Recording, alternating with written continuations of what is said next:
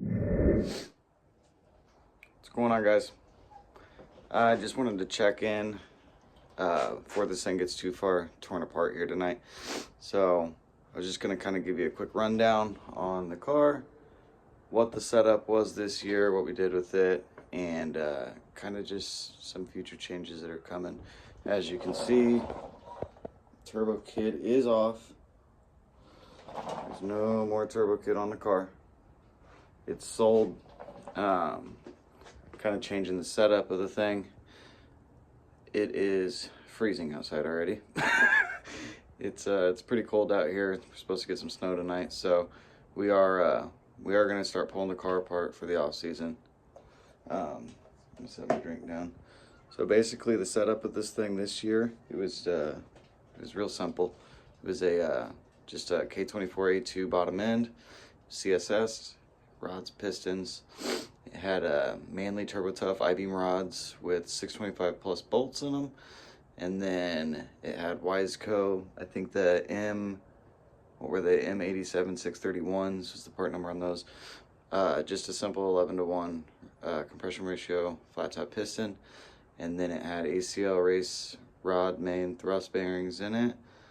Blocks oil pan, the oil pan baffle, and then for the head was just a simple spring retainer head, but at the beginning of the year I had some issues. We kept dropping valves, so I just kind of said screw it, ordered the Ferrea Comp Plus race valves for it. So it has Ferrea valves in it. It is a K24A2 stock port cylinder head.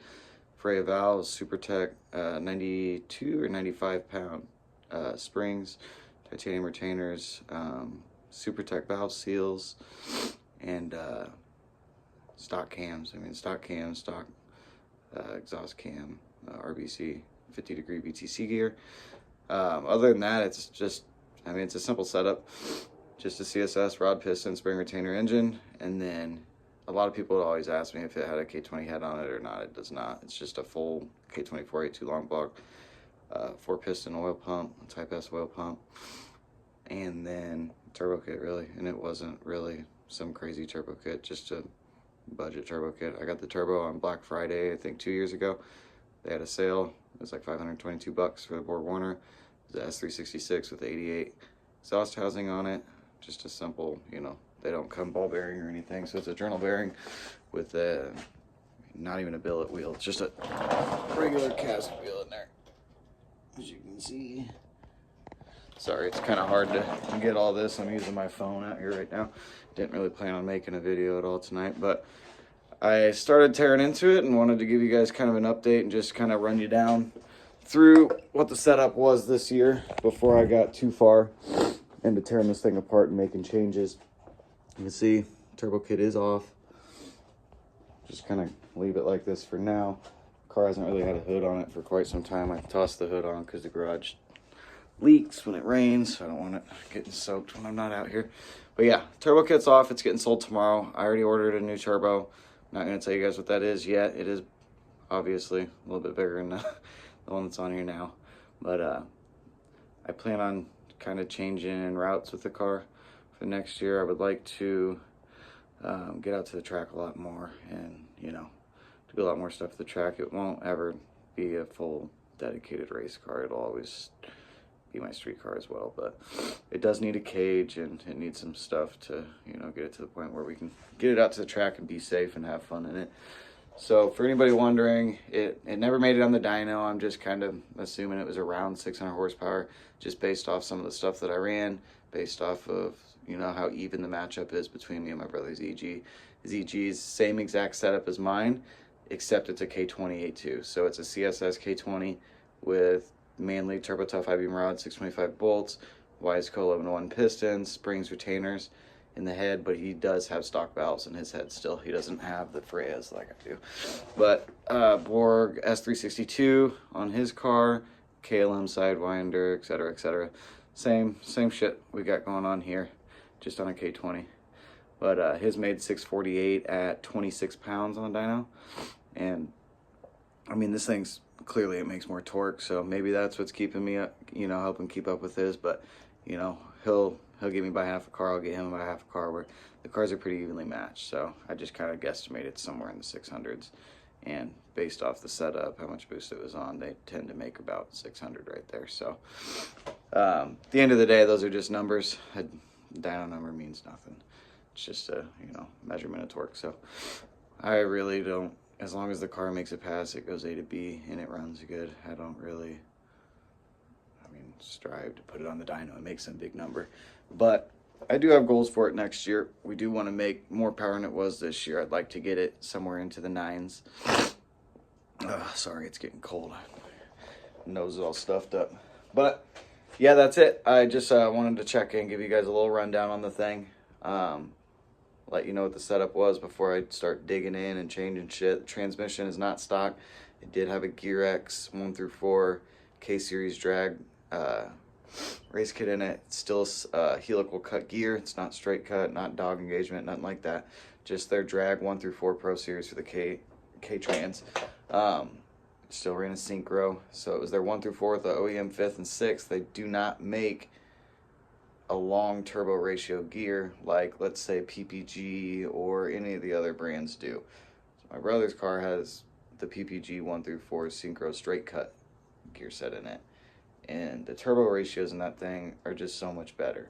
So I think we're gonna go ahead and switch to trans this winter. I'm gonna sell this and probably put the same gear set we have in his car in mine, because I hate the ratios. Even with the Gear X 4.0 final drive, which is broken right now, but even with that in there and a 24.5-inch slick on it, the car's still, I mean, you still having to throw it into 5th fucking gear. It's just, I hate it. I hated it. So, but I mean, it was strong.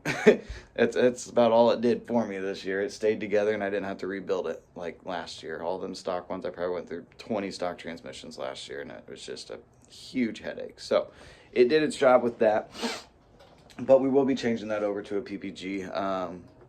Like I said, the turbo kit's already kind of in the process of being changed. The turbo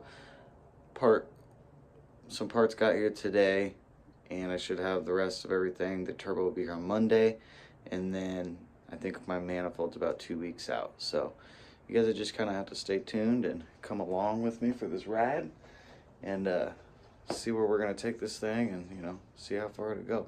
Hopefully we can get a pretty solid setup together here this winter, you know, and maybe get on the dyno throughout the winter, so when the season kicks off we can just, you know, hop in it, drive it to the track, and see what it does. I would like to have a full season of racing next year, so let's stay tuned and see how that all goes. In 1 second, I'll flip this camera around and I'll give you guys kind of a little view of the inside of it. All right, we're back. So this is the bay. As you can see, there's nothing special with it, you guys. It's just a RBC stock throttle body. Stock throttle body RBC, has part mounts, catch cam, polish valve cover. Anything that's special there is inside the engine. Just a regular 6-speed trans, the Gear X kit in it. There's the turbo kit again. Borg Warner. Just, you know, an off-the-shelf 1320 turbo kit, basically. Did have the big old Turbo Smart 60 on there. I love this thing. I've used a decent amount of, you know, smaller ones, 44s and stuff. And those 60s just give you such better boost control. It's going to get kind of dark in here, but inside, in K-Tune shift box, it has AEM CD5.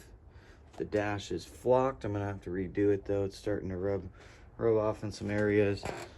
Got 06 to 11 Civic SI seats in it. And it is a full interior car. Nothing is cut. It's full weight. This thing is heavy, and it's a pig. Anybody wondering on the color? The color is off of a Chevy Corvette ZR1. They only made 54 ZR1s ever in existence that came in this color. It's the color is actually called Night Race Blue Metallic. It's a pretty wild color. It's some days it's blue, some days it's purple, some days it's grayish green. Yeah, it's always a different color on this thing. The wheels are just a Avid one, 15x8 cheap wheel with a 235 50R15 R888R on them, and that's really about it, right? Nothing else very special about it. It's a pretty simple setup, everybody. But well, there's the Gear X. Here's my final drive. There's the old Gear X. I'll try to get it so you can see that. You see the teeth on that thing? All shredded off. Somehow we shredded all the bottom of that damn final drive teeth off of there, and it didn't even nick teeth on the diff ring. So that's out of there right now, and it's got just a regular 4.38 back in it, and it's terrible. It's terrible, terrible, terrible.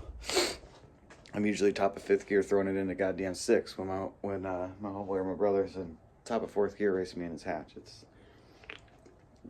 It's annoying, but we'll get it switched out. The car did really well this year. It didn't.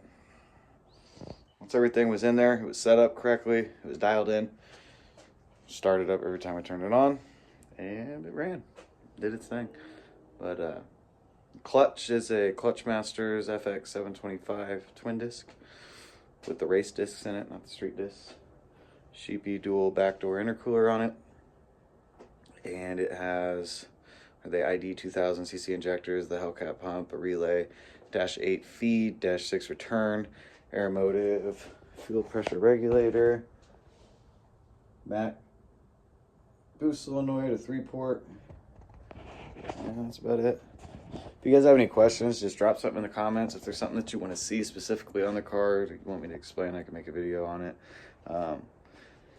I mean, really, I've posted those last 2 videos, and one of them kind of was a hit, and the other one, it's slowly getting up there in the views. I've gained quite an impressive amount of subscribers over the last 14 days since I think it's been about 14 days, maybe 12, something like that. Anyways, either way around it, that doesn't matter. The last 2 weeks or so since I posted that video, that any 2K22 video without, we were all out with Kyle and everybody from 1320 making a roll race video for the end of the season here. Ever since I posted that video, the views just kind of skyrocketed. I don't know what happened, if I hit YouTube at the right time with the algorithm or what it was, but it was a good night. It was fun. We had a blast. I had the car turned down. It did well for what it was that night. Most of those cars in that video were 900, 1,000, 850 wheel horsepower, ZR1s, and Mustangs and stuff. So this thing turned up will absolutely just walk away from shit like that, but it was turned down. We had a little issue with the manifold, had a little bit of a boost leak going on that night, but it did its thing. But yeah, anyways, back to what I was saying. I'm new to the whole YouTube thing. I'm new to being on camera. I still get nervous around it. I don't have a nice flashy camera. I'm using my iPhone right now. The GoPro was stolen. So just kind of bear with me, man. Bear with me. Stick along. Ride this shit out with me. See where this car goes over this winter, and we'll see what we turn this thing into. It's not just mine. We got a good group of cars out here. So if you're into Hondas, you're into 4-cylinders, you like K-Series, and you like turbo shit, click the subscribe button, like the video, and stay tuned for more content. Thanks, guys. I'll see you in the next one.